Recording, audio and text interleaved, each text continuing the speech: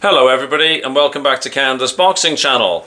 Monday, June the 23rd, and in my little part of the world, it's raining, which I know in many parts of the world when it rains during summer people sort of moan, but I have to say when you live in a place that is subject to wildfires, forest fires, a little bit of rain does not go amiss, unless of course it's accompanied by thunderstorms, which is somewhat scary. Because, of course, it is the lightning that often causes the forest fires in the first place. Anyways, to boxing. We spoke yesterday, Jamie and I. By the way, what a great guest Jamie is. I really do enjoy those Sunday shows we do. In fact, I appreciate anybody that comes on the channel. We have some good sessions with Andy from Andy's Cavern, which I encourage everybody to go and visit. Jerry, of course. We've had Big Max on here. We've had a number of people come on the show. It's very much appreciate everyone's time that they take to chat with us here online. And this week, I'm particularly excited because on Wednesday, we have the second episode of Coach's Corner with Julian McGowan. Now, Julian McGowan, of course, a former amateur boxer, amateur coach, professional coach, took Gary Sykes to British title, super featherweight. So Julian's going to be on Wednesday, and I've got a couple of questions that I have no idea what the answer is. So they're genuine questions that I have that I'm going to ask Julian to take advantage of his expertise that I don't have, of course. And hopefully Julian will be able to share his thoughts with us here on Wednesday. So I know that's going to be a popular segment.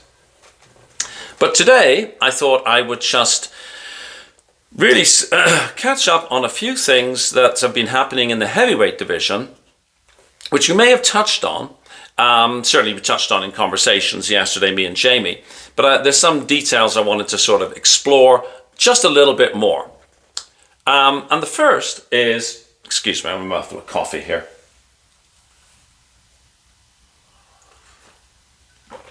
Oh, that's good. The first thing that I wanted to spend a little bit more time talking about is Olexander Usyk and Alex Krassyuk parting ways. It's a split in their professional relationship. Now, Krassyuk has been with Usyk for a long time, since their early days, and they've been, at least ostensibly, they've been inseparable. I think possibly more so in a certain way than otherwise would be the case, and let me explain. When Olexander Usyk first sort of appeared on the scene, as far as Western Anglosphere fans were concerned, Alex Krassyuk did a lot of the translation work for Olexander Usyk. Olexander Usyk's English has improved dramatically in the last few years, and so there's less need now. And there's some people also saying that there's been a little bit of discomfort behind the scenes that we in the Western sort of, fans, we haven't picked up on. But a few people have been saying that as far as Usyk was concerned, Krassyuk hadn't done enough to push him. There was, discussions about the size of the ring at certain fights, the type of gloves at certain fights. That, there's rumors that behind the scenes, there'd been a little bit of sort of failing to see eye to eye. Somebody else said, and this person was commenting on a social media post, that the person commenting said, that they were Ukrainian, and that apparently Lapin, the trainer, and Krassyuk had sort of, if you like, a little bit of a power dynamic. So who knows? There might well be something. On the other hand, and this is This is just me speculating, okay?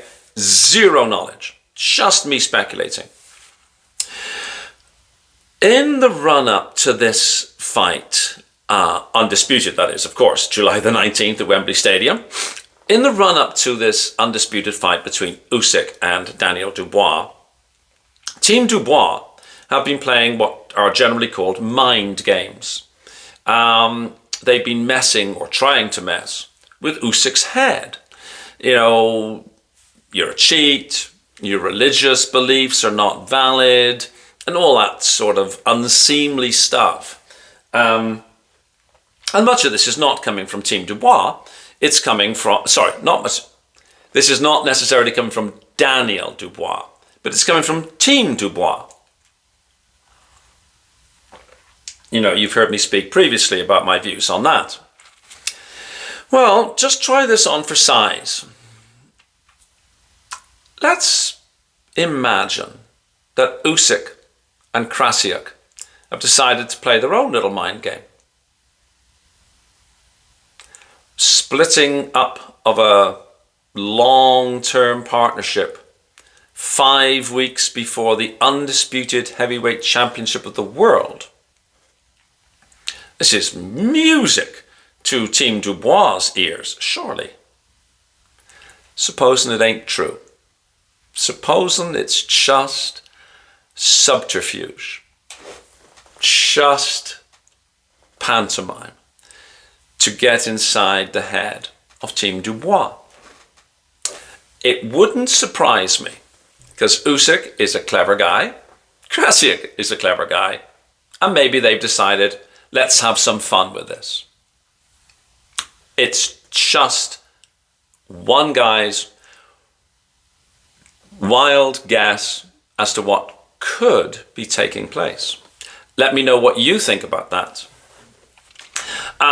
The other bit of news that we kind of, Jamie and I just literally mentioned it in a sentence, and that's about Deontay Wilder splitting up from Malik Scott.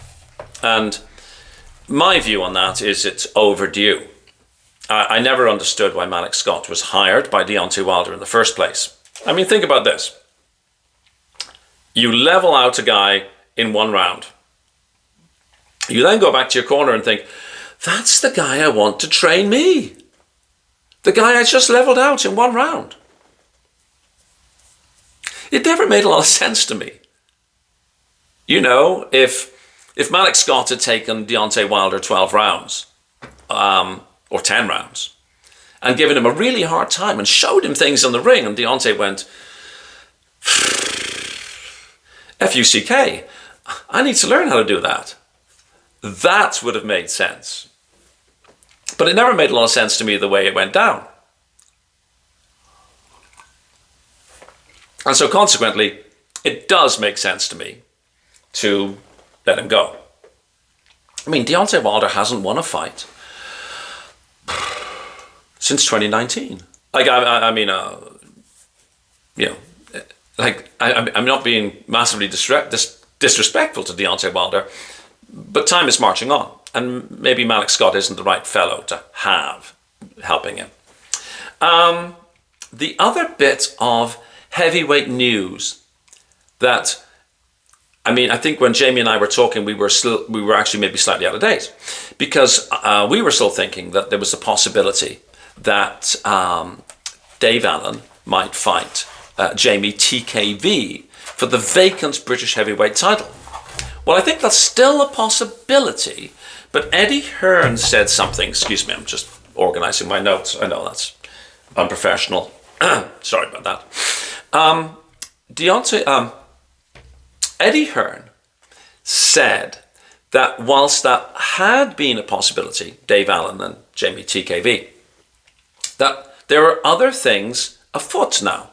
And I'm just going to pull up an article here rather than rely upon my somewhat dubious memory. Here we go.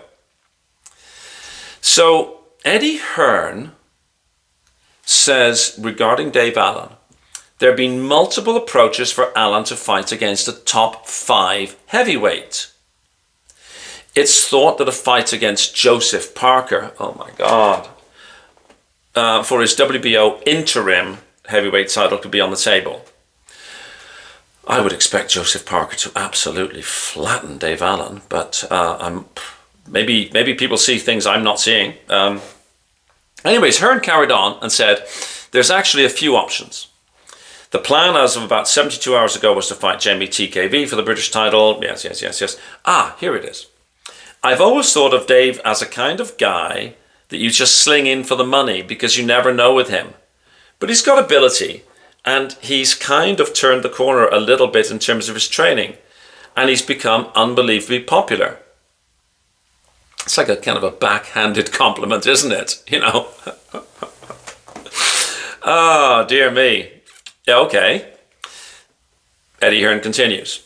So I'd like to see him win the British title, headline the Sheffield Arena, but if it's the amount of money that will give him 6 or 7 en suites, and all he ever wanted was one, we've got to look at it. Oh, okay. So if the prize money is so big that he could build many ensuite bathrooms, and really all he had in his head was he wanted to build one, I'm assuming. Quizzed on whether the fight in question would be on the Rio season card, Hearn remained coy. Maybe, not necessarily. So Eddie Hearn's playing his cards close to his chest, so all to say, we don't know where Dave Allen is going to go next. And Dave Allen has gotten a lot of attention for a self-described journeyman, that's how he describes himself, sort of thing, sort of fringe national level title guy. He's getting massive amount of attention over in the UK, of course. That's where he's based, and that's where he's mostly popular. So yeah, I've always got a soft spot for an underdog. I always think I like him, right? He's a very likable guy. He comes across as a very likable guy as well. So hopefully he'll get a good paycheck. I'm not sure about the British title, Jamie TKV. I know that Jamie and I, the other Jamie, we were talking about it yesterday, and yeah, Jamie TKV could be a tough fight for him. I don't know, but there we go. There's a little bit of a catch up. A few of the things that we sort of didn't exactly miss yesterday, but a few nuanced views on it, and hopefully you enjoy it. Make a note, Wednesday, Coach's Corner, and have a fabulous week. I'll see you on the next video. If you don't mind, please hit the like button. Apparently that is important. My buddy Joe Stunner tells me that's important. And please share if you would like to share this video with friends. And please subscribe. If you're watching this channel and you haven't yet hit that subscribe button, please do. That would be wonderful. If you have already, thank you very much. Totally appreciate it. And really do appreciate the ongoing support that the channel gets. It means a lot to me. So thank you very much. Thank you for your time. Have a fabulous day wherever you are. Bye-bye now.